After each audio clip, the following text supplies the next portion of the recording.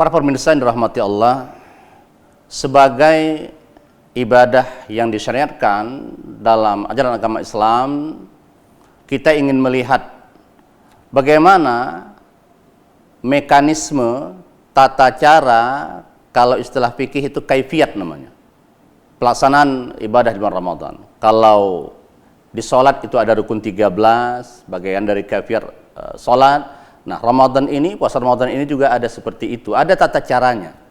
Yang pertama tata caranya adalah memastikan bahwa bulan Ramadan itu muncul.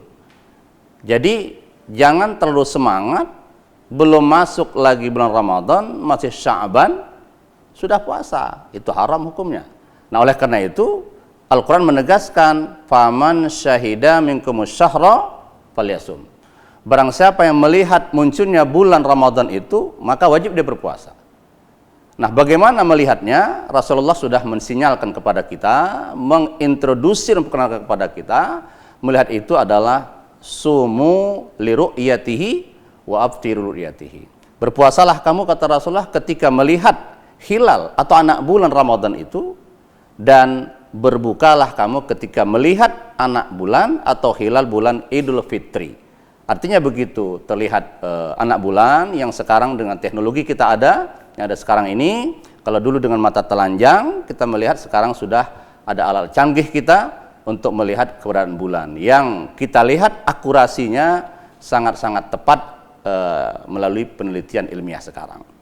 Nah, ketika sudah nampak bulan, maka disyariatkanlah kepada kita untuk memulai puasa.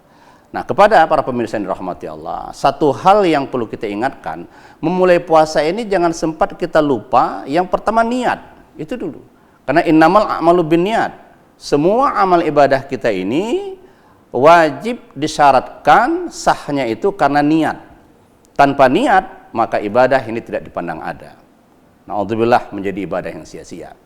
Oleh karena itulah, pada setiap malam kita harus berniat. Malam-malam Ramadan itu niat puasa esok hari. Kata Rasulullah, "Malam yajma' asyam fil lail fala siyama lahu." Orang yang tak berniat puasa malam hari untuk esok harinya, maka tidak ada puasa baginya. Tentu ini sangat merugi bagi kita kalau tidak melaksanakan niat dari bulan Ramadan ini. Nah, kemudian saat para pemirsa dirahmati Allah, supaya Ramadan kita ini betul-betul diterima Allah, harus kita lihat lagi beban-beban Ramadan kita yang lalu masih ada atau tidak. Kita niatkan mengqadanya. Karena kata Rasulullah dan riwayat Ahmad, man adraka Ramadan, barang siapa yang mendapatkan bulan Ramadan, wa alaihi min Ramadan syai' lam yaqdihi, padahal dia masih punya utang puasa Ramadan tahun lalu yang belum diqadanya, lam yutaqabbal minhu. Itu tak terima nanti amal ibadah kita. Walaupun memang dalam penilaian ulama-ulama hadis dipandang hadis ini hadis lemah. Tapi paling tidak Imam Ahmad dalam musnadnya dipandang sebagai seorang perawi yang sangat kuat dalam kaitan periwayatan hadis. Oleh karena itu kehati-hatian kita, kalau masih ada utang Ramadan, nah ini kita niatkan tadi qada dulu. Ya, qada sebelum datang Ramadan. Nah, baru Ramadan nanti niatnya adalah niat puasa Ramadan. Para pemirsa yang dirahmati Allah, ini harus kita lakukan ketika kita menghadapi bulan Ramadan ini, atau ketika kita berada di dalam bulan Ramadan, yaitu niat itu tadi. Nah, yang kedua, setelah kita menetapkan niat itu, syariat berikutnya dari puasa Ramadan ini adalah kita senantiasa menjaga ibadah Ramadan ini. Jangan sempat ibadah yang begitu agung ini, yang sampai-sampai bahasa Rasulullah, kullu amalin ibni Adam lahu. Setiap amal ibadah anak Adam itu untuk anak Adam. Mengapa untuk anak Adam? Karena bisa dihitungnya. Ya, Rasulullah, begitu juga Al-Quran memberikan ilustrasi tentang amal ibadah seseorang, itu diberi ganjaran 10 kebaikan. Sampai 700 kebaikan. Seperti firman Allah tentang sedekah itu. Itu ada standar, ada ukuran, ada indikatornya. Tapi puasa, Rasulullah menggambar tidak ada indikatornya. Kata Rasul dalam hadis kursi, asyamu li, kata Allah.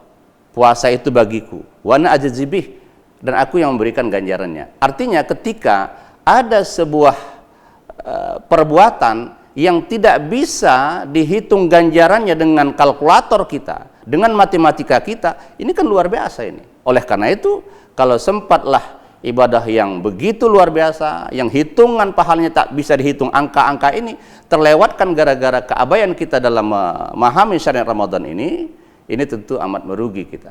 Oleh karena itu, para pemirsa rahimakumullah, mari kita ingat hadis yang senantiasa dibacakan para ulama, para ustadz kita. Apa itu? Man shoma Ramadan imanan wa ihtisaban ghufira lahu ma taqaddama min dzambi.